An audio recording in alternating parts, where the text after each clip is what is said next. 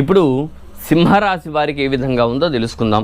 సింహరాశి వారికి చూసినట్టయితే లగ్నాధిపతి అయిన సూర్యుడు వీరికి భాగ్యంలో ఉచ్చస్థానం పొంది చక్కగా యోగిస్తున్నాడు 14వ తారీఖు దాకా.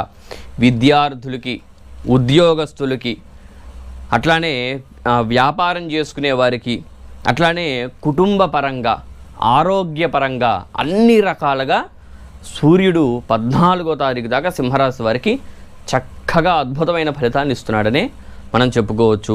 తర్వాత చూసినట్లయితే వీరికి ద్వితీయంలో కేతువు నడుస్తున్నాడు.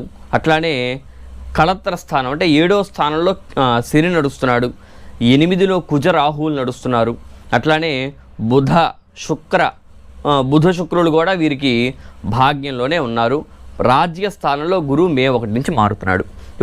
ఇప్పుడు చూసినట్లయితే అన్ని పరంగా చూసినట్లయితే కుజుడు వీరికి 8వ